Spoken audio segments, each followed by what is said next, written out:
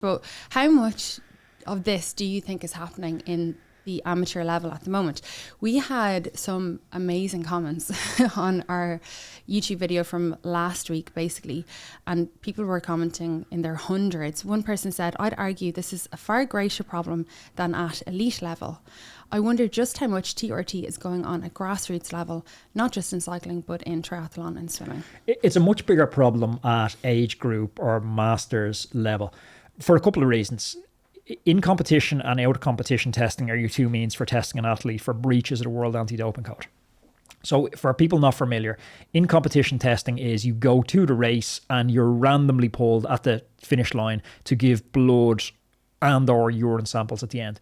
Out of competition is what I had in the run up to Tokyo, where somebody would just call to the house randomly, unannounced at any time of day, the vampires, and they come and they take your blood and they take your urine. In competition testing it's not really a drug test, it's an IQ test, because anyone that's taken something knows at elite level how long that's going to stay in their system for. So they're not going to show up at a race with something in their system where they could potentially get tested for it. Elite athletes are, especially World Tour athletes, if we're calling them elite and we're kind of drawing the line after pro as non-elite, World Tour athletes just won't risk taking TRT because it's on the banned list. Their contract is at stake, their reputation is at stake. If they're going to take it, it's going to be super sneaky and it's going to be in that category of we're actually doping. Why it's more prevalent, I think, at age group level is the people taking it don't consider it as doping. It is doping, but they don't consider it as doping. And I guess the reason for that is you got to look at what you're optimizing for. If you're optimizing for health, it most likely makes sense to take testosterone. You're going to be a healthier version of yourself if you take testosterone. The problem with that is sport is about fairness, and fairness means following the rules. If you're not following the rules, you're not competing on a level playing field with your peers. Like, the entire point of masters racing, why we have a masters category, is it's a recognition that masters, when they get older, they don't sleep as well. They don't recover as well. They don't get adaptations to training in the same degree as you do when you're an elite athlete. Everything is slower. So you make a category where people that are experiencing all these challenges in life can compete against each other in an even footing. So for one person to mask the effects of aging and compete against somebody who is dealing with the effects of aging and using alternate strategies to deal with that, they could be meditating, taking extra time off work. All of these things to optimize. Nailing your diet makes such a difference with testosterone levels.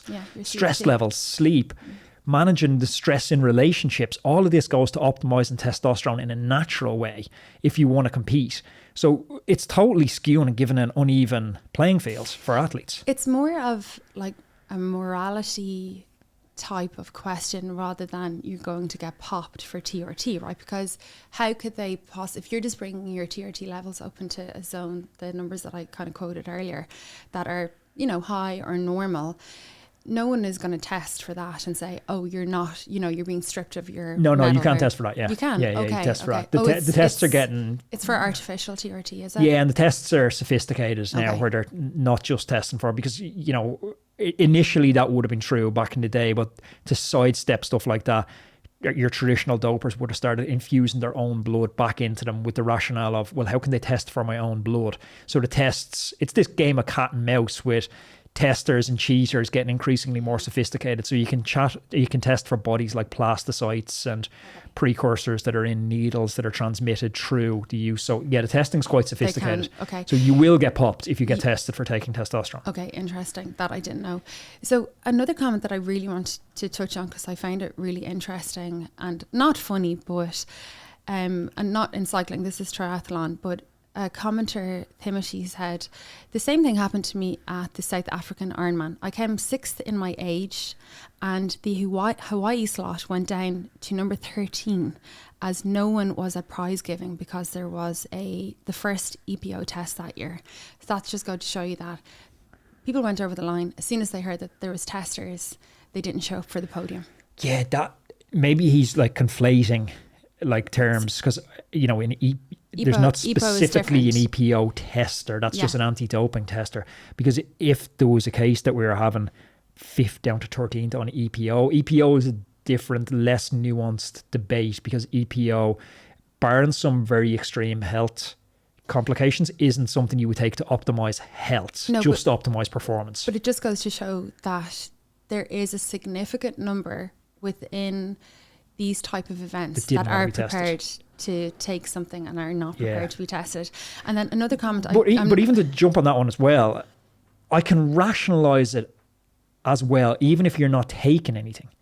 Because if you're not an elite athlete, when I was an elite athlete in competition and out of competition testing, you're acutely aware of every single thing that goes into your body. If you have a drink, this kind of Monster, you're looking at the ingredient, you're scanning it onto your Institute of Sport app, you're making sure it's batch tested, you're making sure it's approved, and you're making sure you're not going to get cross-contaminated from somewhere. So you're looking at supplements, you're looking at your creatine, your multivitamins. That was the number one app that we used when you were in, whereabouts and being tested. Yeah, but we never bought anything different without consulting the app first. But so when you're not an elite athlete and you're not doing this, like if you've come 11th in an Ironman and the testers are there and you're like, oh, was that pre-workout I had the other day, did that have a banned ingredient in it? Did it not? Because no one's going to read past the headline of Sarah Ann Egan popped in Ironman Hawaii. Career, your reputation, gone. Everything is just completely gone at that stage. Okay, that is a really, really good point. Another comment, and I'm not going to read the whole thing, we'll pop it up on screen, basically is that this person stopped racing because he knew that everybody else within the masters group was taking TRT or some kind of PEDs essentially. I mean, that is the thing, isn't it? It's, if you're seeing these kind of big leaps in performance of people, if you're seeing people that, have had this very sudden kind of, resurgence of their fitness and their health, their stamina, their endurance, and you're kind of thinking, oh, look, everyone around me is doing this. It's quite heartbreaking, isn't it? And it really does push people out of the sport, unfortunately. Yeah, I've never personally thought about it. Like when we're sitting here and we're discussing it abstract, it's terrible to read that comment that someone has chosen not to compete anymore, that his joy is getting sucked out of cycling because he doesn't feel like he's competing on a level playing surface. But then for me personally, it's not something I ever consider. I just kind of go, you know what, if I can win, I can win. If I can't, I can't. Probably my variable is just, could I train a little bit more? Could I order a few less curries? That's my variable. And I try to control what I can control, because I came up racing with a team in France, and one of my teammates there had been popped the previous year for EPO use. And at any stage in your cycling career, or at least for me, you had opportunity to be skeptical of people around you. And you get to either opt into that or opt out of it. And I just always opted to focus on my performance. So I can't put myself into his shoes and really sympathize too much with that on one level, but on the other level, like, he's living his reality, and if that's his reality, it's sad that he walked away from the sport.